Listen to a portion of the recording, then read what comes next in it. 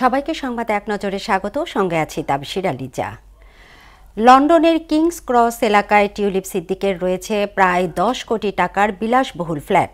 2004 সালে সাবেক প্রধানমন্ত্রী শেখ হাসিনার ঘনিষ্ঠ একজন আবাসন ব্যবসায়ীর কাছ থেকে উপহার হিসেবে পেয়েছিলেন টিউলিপ। খবরটি প্রকাশে এনেছে যুক্তরাজ্য ভিত্তিক আন্তর্জাতিক গণমাধ্যম ফিনান্সিয়াল টাইমস।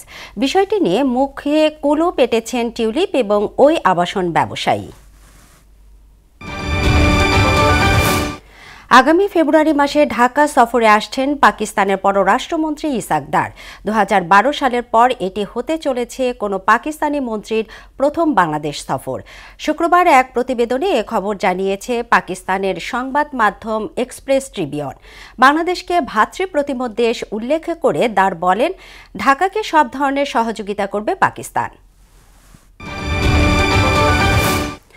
সারা দেশে জেঁকে বসেছে তীব্র শীত। কনকনে ঠান্ডায় সীমাহীন দুর্ভোগ পোহাচ্ছেন শ্রমজীবী মানুষ।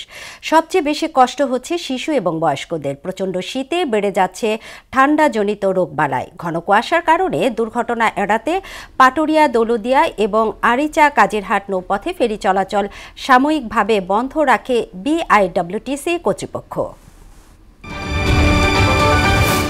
না ফেরার দেশে পাড়ি জমালেন জাতীয় চলচ্চিত্র পুরস্কারপ্রাপ্ত অভিনেত্রী অঞ্জনা রহমান। শুক্রবার দিবাগত রাতে বঙ্গবন্ধু শেখ মুজিব মেডিকেল বিশ্ববিদ্যালয়ে চিকিৎসাধীন অবস্থায় তিনি মারা যান।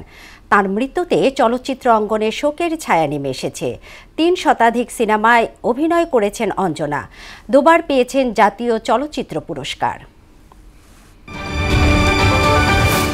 ইসরায়েলি বিমান হামলায় ফিলিস্তিনের গাজা উপত্যকায় গত 2 দিনে নিহত হয়েছেন 138 জন। এর মধ্যে বৃহস্পতিবার 77 জন এবং শুক্রবার অন্তত 61 জন নিহত হয়েছেন। গাজায় ইসরায়েলি বাহিনীর গত 15 মাসের অভিযানে মোট নিহতের সংখ্যা পৌঁছেছে 45,719 জনে।